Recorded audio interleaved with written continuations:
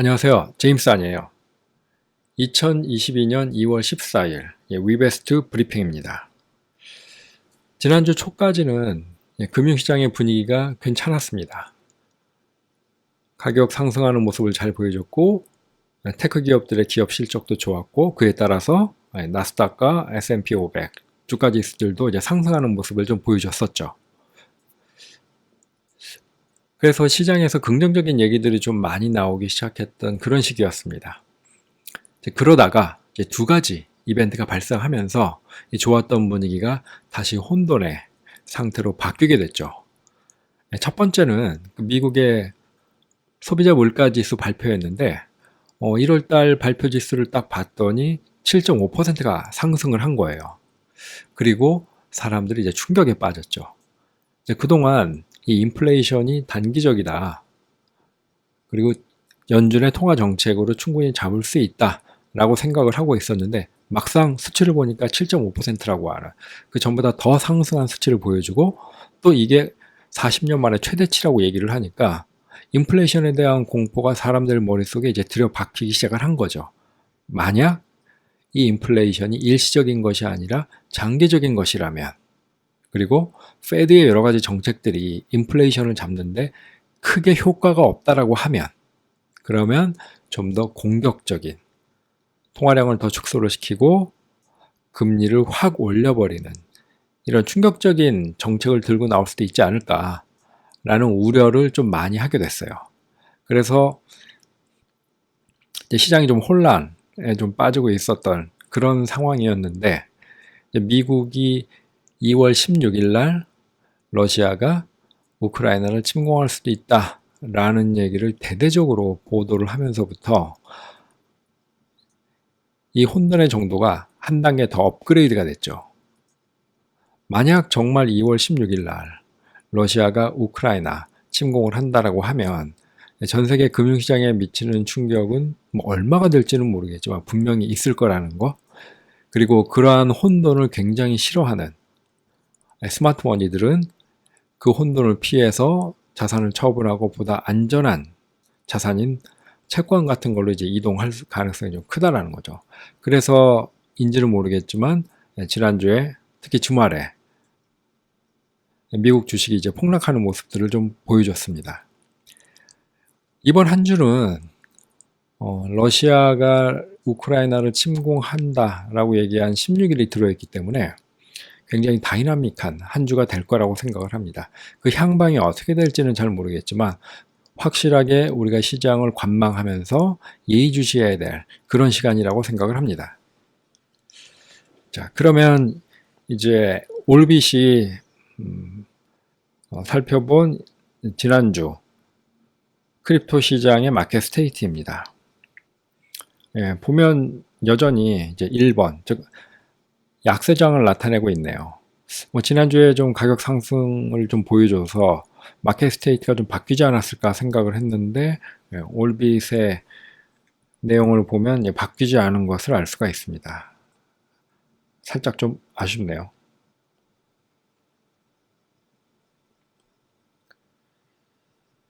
자, 그리고 이제 마켓의 중요한 그 드라이버 요소들을 한번 살펴보면 가격이야 아시는 것처럼 좀 상승하다가 살짝 꺾인 상태이고 이제 초록색 신규 참여자의 숫자인데 신규 참여자의 수는 계속 일관되게 감소하는 모습을 보여주고 있어요. 그리고 거래량과 그 다음에 기관 거래량은 횡보하는 모습을 보여주고 있네요. 특별하게 지금 상황으로 보면은 증가한다거나 감소하지는 않고 횡보하는 모습을 보여주고 있는 거 보니까 현재 시장 상황을 주시하는 그런 움직임이 있는 것 같습니다.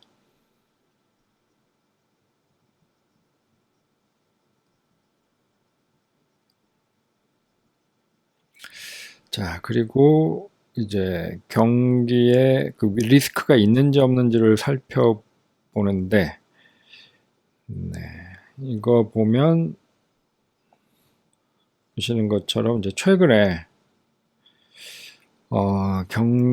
금융시장의 변동성이 좀 극대화됐었던 거를 이제 나타내주고 있고요. 뭐 이거는 뭐 당연한 결과라고 생각을 합니다.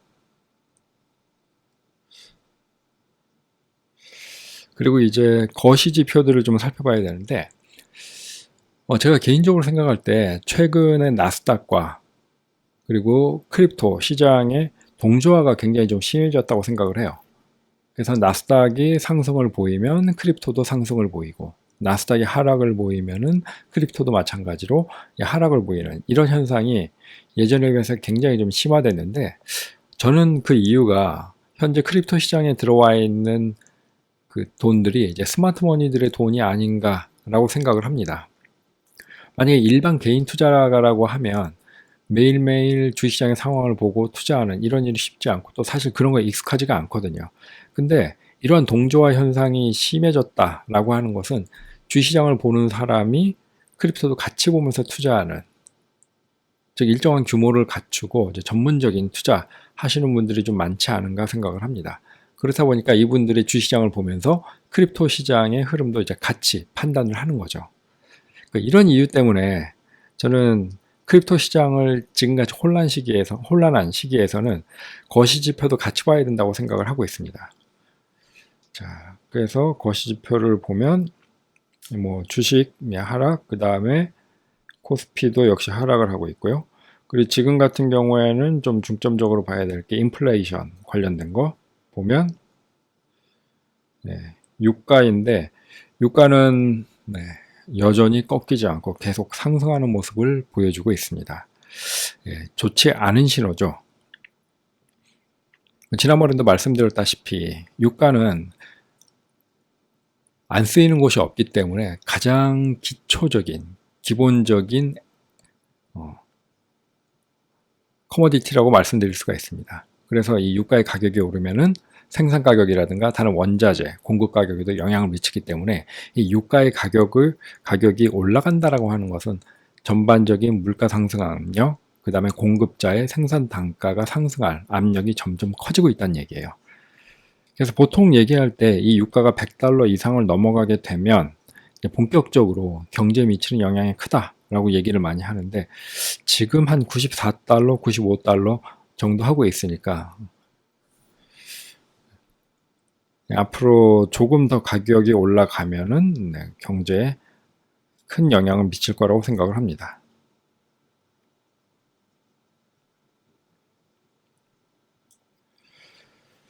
그리고 지금 보시는 거는 이제 장단기 금리 차인데, 장단기 금리 차가 보시는 것처럼 계속 하락하고 있습니다.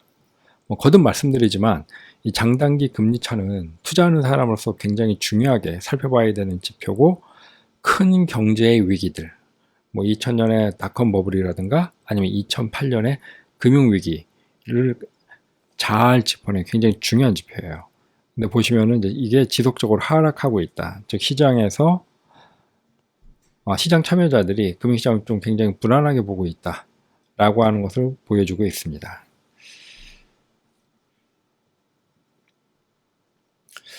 그래서 종합해서 말씀드리면, 이번 주는 아까 말씀드린 것처럼 러시아의 우크라이나 침공이 과연 어떻게 될 것인가 라고 하는 부분이 좀 클 것 같아요. 제 개인적인 바람으로는 만약에 러시아가 우크라이나를 정말 침공할 것이라고 하면 이번 주에 좀 빨리 하는 것이 금융시장의 불안을 없애버리고 모든 것을 정상화시키는데 좀 빨리 올 수 있지 않을까 생각을 합니다. 하지만 이미 2월 16일이라는 날짜가 전 세계적으로 알려진 상황에 정말 그날에 침공을 할지 안 할지는 굉장히 좀 의문이고요.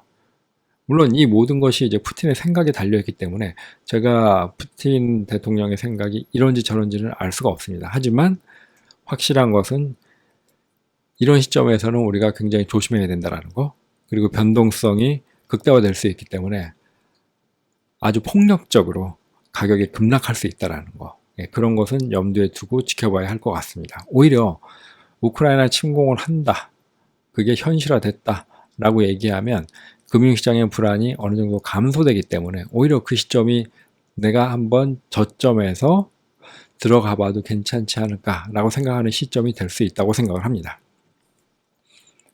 이상으로 브리핑을 마치겠습니다. 감사합니다.